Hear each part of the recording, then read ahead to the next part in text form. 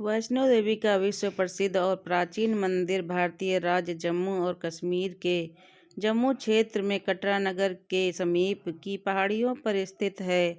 इन पहाड़ियों को चित्रकूटा पहाड़ी कहते हैं। यहीं पर लगभग 5200 फीट की ऊंचाई पर स्थित है माता रानी का मंदिर। यह भारत में तिरुमला वेंकटेश्वर मंदिर के बाद दूसरा सर्वाधिक देखा जाने वाला धार्मिक तीर्थ स्थल है। मंदिर परिचय त्रिकुटा की पहाड़ियों पर स्थित एक गुफा में माता वैष्णो देवी की स्वयंभू 3 मूर्तियां हैं। देवी काली दाएं, सरस्वती बाएं और लक्ष्मी मध्य पिंडी के रूप में गुफा में विराजित हैं। इन तीनों पिंडियों के समापित रूप को वैष्णो देवी माता कहा जाता है। इस स्थान को माता का भवन कहा जाता है। पार्वती गुफा की लंबाई 98 फीट है। इन गुफा में एक बड़ा चबूतरा बना हुआ है। इस चबूतरे पर माता का आसन है, जहां देवी त्रिकुटा अपनी माताओं के साथ विराजमान रहती हैं। भवन वह स्थान है जहां माता ने भैरवनाथ का वध किया था। प्राचीन गुफा के सक्षम भैरव का शरीर मौजूद है और उनका सिर उड़कर 3 किलोमीटर दूर भैरव घाटी में चला गया और शरीर यहाँ रह गया जिस स्थान पर सिर गिरा। आज उस स्थान को भैरवनाथ के मंदिर के नाम से जाना जाता है। कटरा से ही वैष्णो देवी की पैदल चढ़ाई शुरू होती है, जो भवन तक करीब 13 किलोमीटर और भैरव मंदिर तक 14.5 किलोमीटर है। मंदिर की पौराणिक कथा। मंदिर के संबंध में कई तरह की कथाएं प्रचलित हैं। एक बार त्रिकुटा की पहाड़ी पर एक सुंदर कन्या को देखकर भैरवनाथ उससे पकड़ने के लिए दौड़े। तब वह कन्या अश्व रूप में बदलकर त्रिकुटा पर्वत की ओर उड़ चली। भैरवनाथ भी उनके पीछे भागे। माना जाता है कि तभी मां की रक्षा के लिए वहां पवन पुत्र हनुमान पहुंच गए। हनुमान जी को प्यास लगने पर माता ने उनके आग्रह पर धनुष से पहाड़ पर बाण चलाकर एक जलधारा निकाली और उस जल में अपने केश धोए। फिर वहीं एक गुफा में प्रवेश कर माता ने 9 माह तक तपस्या की। हनुमान जी ने पहरा दिया। फिर भैरवनाथ वहां आ धमके। इस दौरान एक साधु ने भैरवनाथ से कहा कि तू जिसे एक कन्या समझ रहा है वो आदिशक्ति जगदम्बा है, इसलिए उस महाशक्ति का पीछा छोड़ दे। भैरवनाथ ने साधु की बात नहीं मानी। तब माता गुफा की दूसरी ओर से मार्ग बनाकर बाहर निकल गई। यह गुफा आज भी अर्धकुमारी या आदिकुमारी या गर्भजून के नाम से प्रसिद्ध है।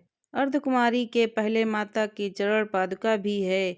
यहाँ वह स्थान है जहाँ माता ने भागते भागते मुंह मुड़कर भैरवनाथ को देखा था। अतः मैं गुफा से बाहर निकलकर कन्या ने देवी का रूप धारण किया और भैरवनाथ वापस जाने को कहकर फिर से गुफा में चली गई। लेकिन भैरवनाथ नहीं माना और गुफा में प्रवेश करने लगा। यह देखकर माता की गुफा कर पहरा दे रहे हनुमान जी ने उसे युद्ध के लिए ललकार और दोनों का युद्ध हुआ।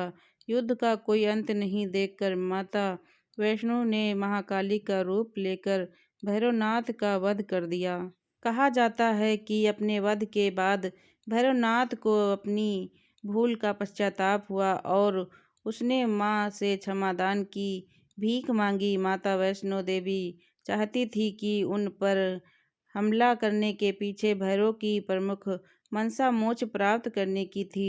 तब उन्होंने केवल भैरवनाथ को पुनः जन्म के चक्र के मुक्ति प्रदान की, बल्कि उसे वरदान देते हुए कहा कि मेरे दर्शन तब तक पूरे नहीं माने जाएंगे जब तक कोई भक्त मेरे बाद तुम्हारे दर्शन नहीं करेगा।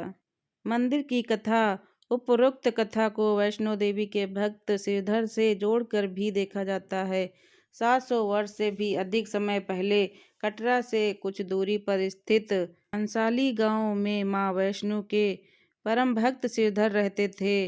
वे निसंतान और गरीब थे, लेकिन वे सोचा करते थे कि एक दिन वे माता का भंडारा रखेंगे। एक दिन श्रीधर ने आसपास के सभी गांव वालों को प्रसाद ग्रहण करने का न्योता दिया और भंडारे वाले दिन श्रीधर अनुरोध करते हुए सभी के घर बारी बारी गए ताकि उन्हें खाना बनाने की सामग्री मिले और वह खाना बनाकर मेहमानों को भंडारे वाले दिन खिला सके। जितने लोगों ने उनकी मदद की वह काफ़ी नहीं थी, क्योंकि मेहमान बहुत ज़्यादा थे।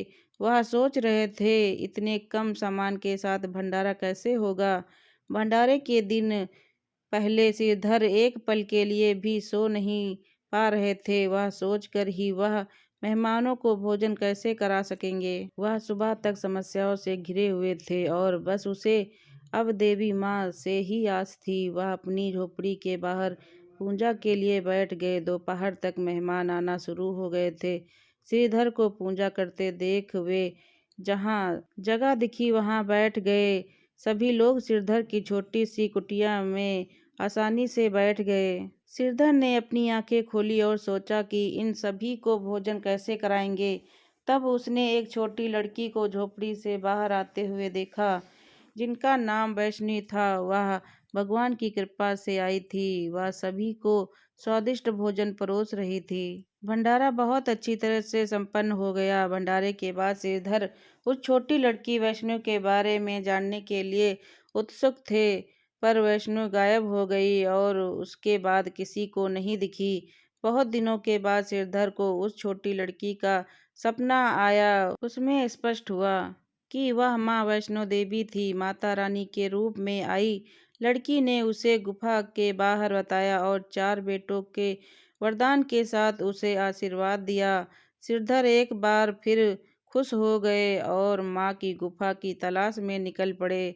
और कुछ दिनों बाद उन्हें वह गुफा मिल गई। तभी से वह पर माता के दर्शन के लिए श्रद्धालु जाने लगे।